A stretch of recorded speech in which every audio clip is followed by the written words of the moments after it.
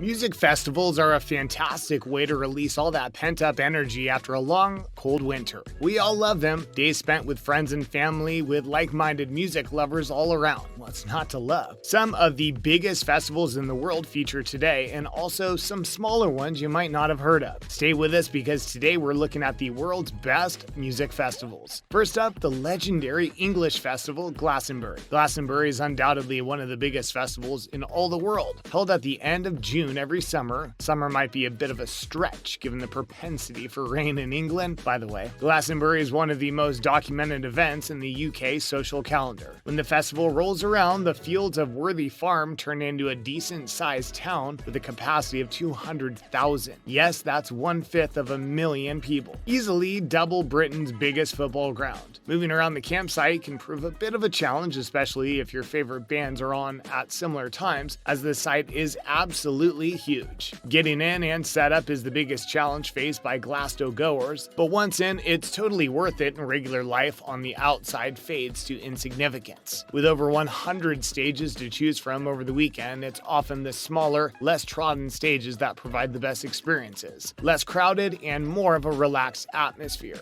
These are the real diamonds of Glastonbury. Of course, there are the mega stars on the pyramid stage on Friday and Saturday night. Billie Eilish has so far been confirmed for next summer's event, with rumors of Paul McCartney, Taylor Swift, and hip-hop star Kendrick Lamar. Wow. Have you ever been to Glastonbury? How was it? We're heading to Donaueselfest in Austria next. Stay with us to find out more. Music festivals might not be the first thing you immediately think of when someone mentions Austria. Although the locals have music flowing through their veins, think Mozart and Beethoven. However, the small Central European nation is home to the biggest open-air festival in the world. How about that? Set right in the heart of Vienna on Danube Island. The festival couldn't be easier to get to, with great road and rail links around Central Europe, and you can also choose to fly in if you're based in Europe with cheap airfare to great part of life in the EU. Due to the size of the festival, there's something for everyone here, from small cover bands to international stars and everything in between. The real problem here is choosing who to see. Over the 3 days of the festival, over 3 million people make the pilgrimage to the island. Crazy numbers. The festival doesn't just feature musicians, there are food and drink stalls from all over the world, and also a Ferris wheel for the kids. Why not zipline across the main stage too while you're at it? Have you ever been to Austria? How was it? Staying in Europe, we're heading to Tomorrowland next. Stay with us. Down in Belgium, Tomorrowland might just be the most elaborate festival you'll find on the circuit. The double-header weekend, 2 weekends in a row, attracts people from more than 75 countries and features giant dragons which blow smoke, mermaid dancers, and obviously a huge fireworks show to close out each day, and obviously a rave. What more could you ask for? Some would call the festival outlandish, and they would probably be right. If you choose to splash out on one of the more expensive tickets, you won't be disappointed. There are raised viewing platforms, jacuzzis, complimentary swimsuits, amongst a whole host of other over-the-top perks, our favorite being the massage chairs. Next to the main stage, we have a swimming pool, and complete with a bar which basically turns Belgium into Ibiza or Miami. Cool, right? And if you thought we were done, we're not. Tomorrowland also features a daily newspaper. Yes, you heard us correctly. The paper gives festival goers info on the day's activities and goings-on. Why not decide to splash out and visit the site's Michelin-starred restaurant too? Amazing. It's the best festival you've ever been to. Let us know below. No festival review would be complete without heading to Coachella. Come with us. If you're an avid celebrity spotter, there's no better festival in the world to practice your hobby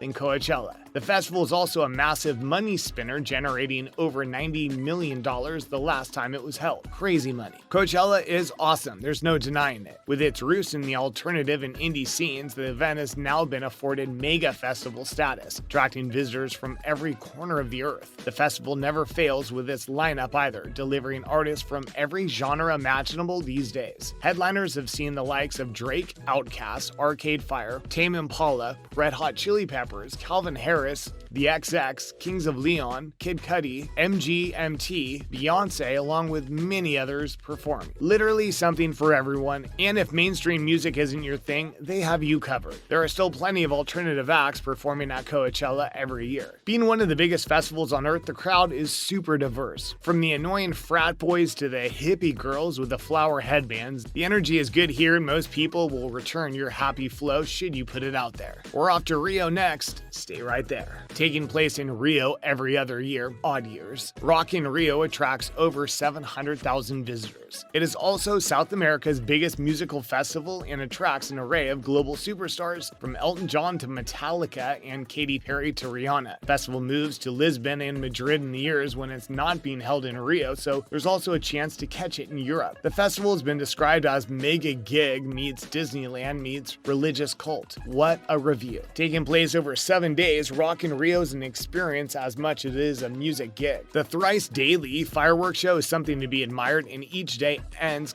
kinda weirdly with its own theme song. Rock in Rio is so popular with locals that some of them have been known to kiss the ground on the way in. The spectacle that I've built came against all odds too. The idea was to put on the biggest show in the world, but at the time it launched, in 1985, Brazil was steeped in political and social instability. As well as this, Brazil was seen as a musical backwater in the 80s, and very few big acts would venture there. Well, you did it, guys. Bravo. Have you been to Brazil? How was it? Back across to Europe now, let's go. Named after the now legendary 1969 event in New York, Woodstock, Poland saw crowds of 750,000 in 2014. Starting off in 1995, the festival is free and has seen acts such as Skunk Anansie, Sabaton, Judas Priest, Within Temptation, Shaggy, The Stranglers, Papa Roach, The Prodigy, and Kaiser Chiefs since its inception. The festival's motto is Love, Friendship, and Music in honor of the original American festival which we love. Festival organizer Jurek Awasiak, who coincidentally is the founder of the biggest charity organization in Poland, the Great Orchestra of Christmas Charity Foundation, founded the festival as a thank you to the volunteers and benefactors of his charity. It is also obviously a nod to Woodstock after he attended the 25th anniversary event in America in 1994. Unfortunately, they had to stop using the Woodstock name in 2004 after the official Woodstock organization banned it. Come on, guys, where's the love? We're heading off to Asia next. What are you waiting for?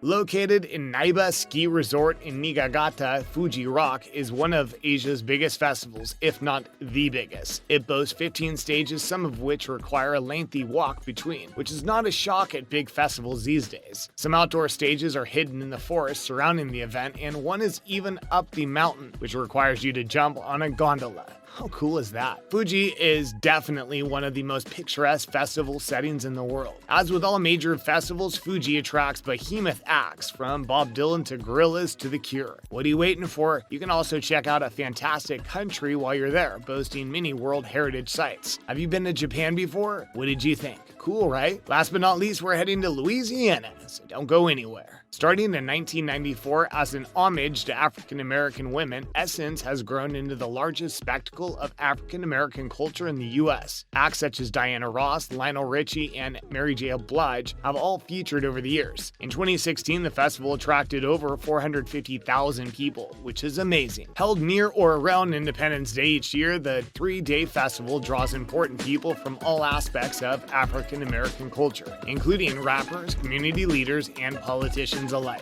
Have you been to Essence? What did you think? Let us know below. As always, thanks for joining us, and remember to stop by next time for more fun. Bye, guys.